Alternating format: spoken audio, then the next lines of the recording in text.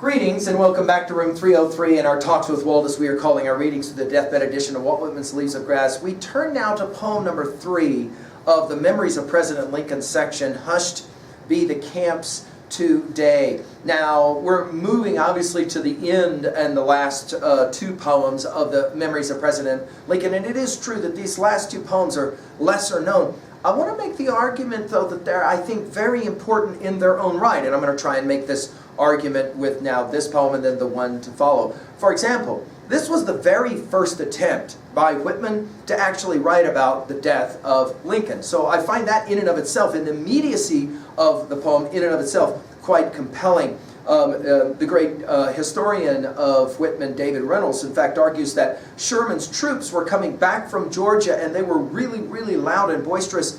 And then they get the news of the death of Lincoln, and they were silent for a week, and nobody said anything out of mournful respect. Now, our assumptions are that you've been following our stuff at LearnStrong.net. Down that left-hand side, Talks with Walt is what we call our playlist, and that you've been with us from the very beginning. I hope that you've got your own copy of Leaves of Grass. I hope you're annotating it right from that very first word, come, as an invitation to us, and all the way up to it, including the introductory comments for Memories of President Lincoln. I'm going to assume that you already have that knowledge, as well as, of course, our work with Lilacs and with Captain, so that as we turn to this poem, we'll have that as some of our background information. Now, our Nortons, as we're always going to reference, our Nortons will tell us that Whitman was able to include this poem in his 1865 drum taps before the addition of the sequel, but his title note read, A.L., obviously, Lincoln, buried April 19th, 1865. Evidently, under the misapprehension that interment as well as the funeral was to take place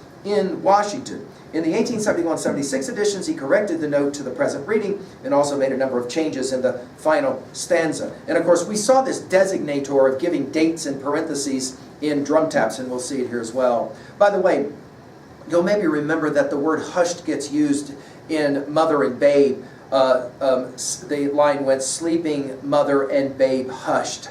I study them long and long. What are those really brief poems that we played around with? The poem reads, I think, compellingly. Hushed be the camps today, and soldiers, let us drape our war-worn weapons, and each with musing soul retire to celebrate our dear commander's death. No more for him life's stormy conflicts, nor victory nor defeat. No more time's dark events, charging like ceaseless clouds across the sky. But sing, poet, in our name. Sing of the love we bore him, because you, dweller in camps, know it truly.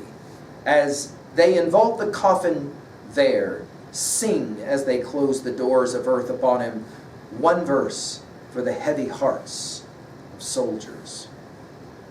Now, this is a compelling poem after we've read and studied drum taps, because so much of the focus in drum taps was obviously by Whitman on those young men who he spent so much time with, as we said, in those hospitals, and he grew to love them, as he said, both those of the Union as well as the Confederacy. And so I think it's compelling here that the arguments are going to be made that Lincoln will be remembered in the end more than anything by the soldiers, because he was so beloved.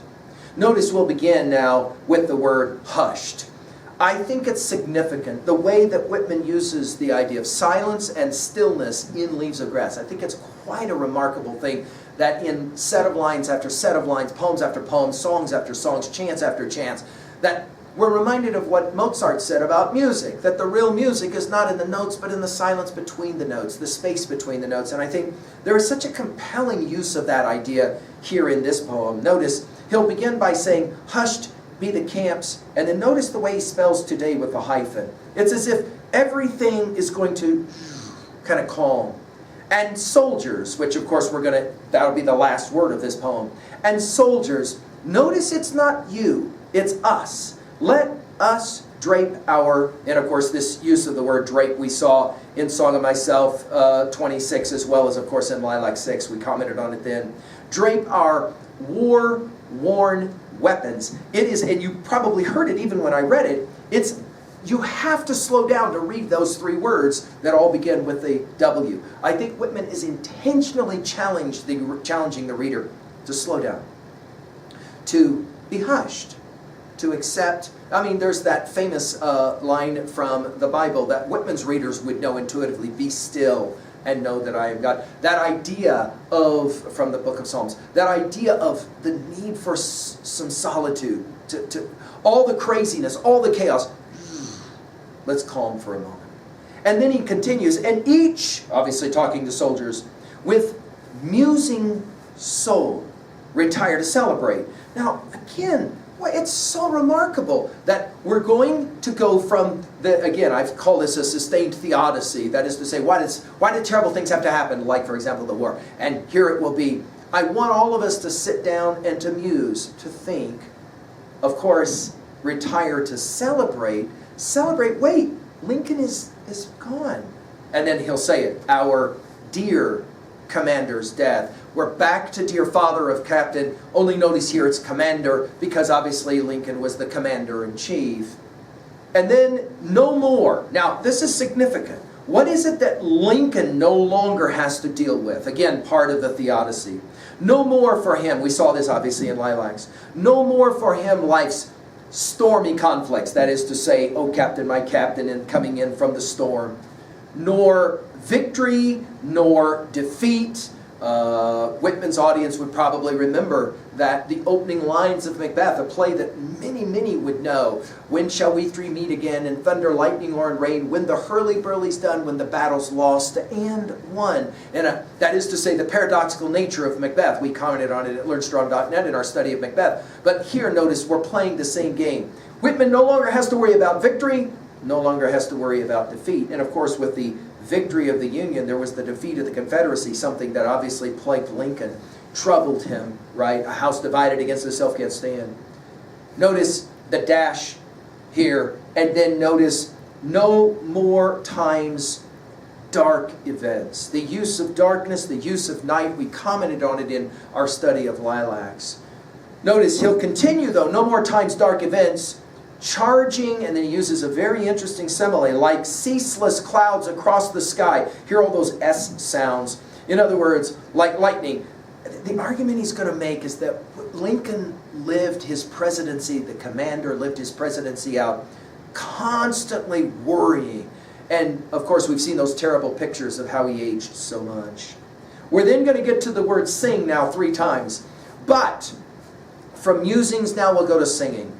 But sing, poet, in our name. And this is very interesting because it's as if all of a sudden Whitman's perspective changes. And now it's as if he's taking the voice of the soldiers who are now going to tell Whitman, hey, you have a project, you have a job to do as our poet. Sing, poet, in our name. In other words, make a poem for us. And obviously drum taps will be that in many ways. Sing of the love we bore him. Notice, it's not respect, it's not fear, it's love. We bore him. And then again, the use of the dash. Because you, dweller in camps, know it truly. It's almost as if Whitman himself is including himself as both soldier as well as poet. And of course, that makes sense because we've seen that happen a number of times already in the drum taps section. By the way, the use of the word truly, I think what he's arguing is that of all the people who most understood the significance of the passing of Lincoln, it was the soldiers.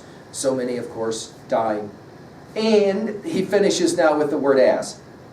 As they invault the coffin there, the immediacy of this poem. Sing as they close the doors. Think about lilacs last in the dooryard bloomed. As they close the doors of earth upon him. Think about the next poem is going to be about dust, about earth.